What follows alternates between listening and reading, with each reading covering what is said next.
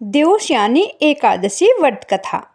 देवशयानी एकादशी व्रत कथा सुनने मात्र से मनुष्य के सभी पाप नष्ट हो जाते हैं और विष्णु लोक की प्राप्ति होती है। कथा इस प्रकार है।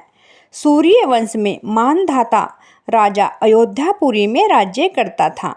एक समय उसके राज्य में अकाल पड़ गया। प्रजा भूख से मरने लगी। हवन आदि कार्य बंद हो गए। राजा को कष्ट हुआ। इसी चिंता में राजा वन को चल पड़ा। अंगिरा ऋषि के आश्रम में गया और बोला, हे सप्तऋषियों में श्रेष्ठ अंगिरा जी, मैं आपकी शरणागत हूँ।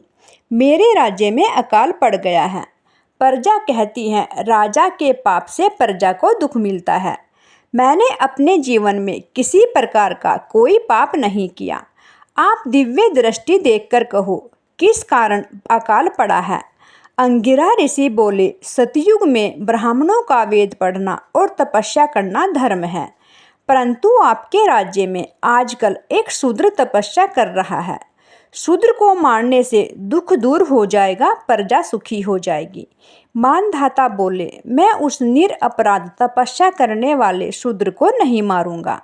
इस कष्ट से छूटने का आप कोई सुगम उपाय बताइए। ऋषि बोले, सुगम उपाय कहता हूँ। भोग तथा मोक्ष को देने वाली देवशयानी एकादशी है। इसका विधि पूर्वक व्रत करो। इसके प्रभाव से चतुर्मास तक वर्षा होती रहेगी। इस एकादशी का व्रत सिद्धियों को देने वाला तथा सभी उपद्रव को शांत करने वाला है। मुनि की शिक्षा से मानधाता ने प्रजा सहित एकादशी का व्रत किया और कष्ट से छूट गया। इसका महत्व पढ़ने या सुनने से अकाल मृत्यु के भय दूर हो जाते हैं।